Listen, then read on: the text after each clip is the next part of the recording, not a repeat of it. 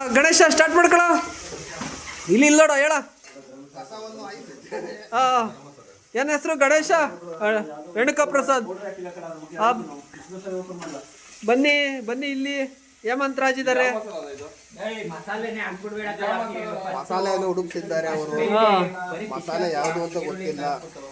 ಮಾತಾಡೋದೇ ಕೆಲಸ ಇಲ್ಲ, ಗೊಜ ಗೊಜ ಅಂತಾರೆ ಇವರು. ಈಗ ಶುಂಠಿ ಬೆಳ್ಳುಳ್ಳಿ ಇದು ಮಾಡು.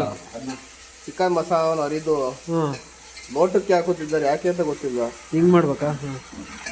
ಅದು ನೀರು ಹಾಕಿ ಕದ್ರಬಿಟ್ಟು ಉಳಿತಾರೆ ಏನೋ ಗೊತ್ತಿಲ್ಲ. ಹುಳಿ ಹಾಕಿ ಅದಕ್ಕೆ ನಮಗೆ ಕ್ಯಾಮ್ರಾ ಹಿಡ್ಕೊಳ ಪೇಷನ್ಸ್ ಬೇರೆ ಇಲ್ಲ. ನಮ್ಗೆ ವಿಡಿಯೋ ಮಾಡಿ ಅಭ್ಯಾಸ ಇಲ್ಲ. ನಮ್ಮ ಶ್ರೀಧರಂಗ ಅಡಿಗೆ ಮಾಡಿ ಅಭ್ಯಾಸ ಇಲ್ಲ, ಆದ್ರೂ ಮಾಡ್ತಾ ಇದ್ದಾನೆ. ಇಲ್ಲಿ ನಮ್ಮ ಕಬಾಬ್ ರಾಜ ಇದ್ದಾರೆ. ಕಾರ್ತಿಕ್ ವರ್ಸಸ್ ಕಬಾಬ್ ರಾಜ್.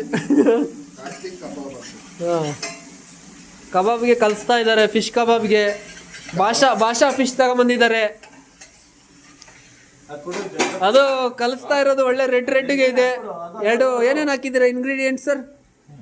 ಕಾರ್ತಿಕ್ ಸರ್, ಏನೇನು ಹಾಕಿದ್ದೀರಾ ಇಂಗ್ರೀಡಿಯೆಂಟ್ಸು?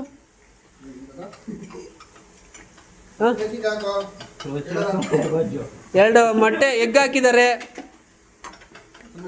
ಭಾಷಾ ಫಿಶ್ಗೆ ಕಬಾಬ್ ಪೌಡ್ರ್ ಹಾಕಿದ್ದಾರೆ.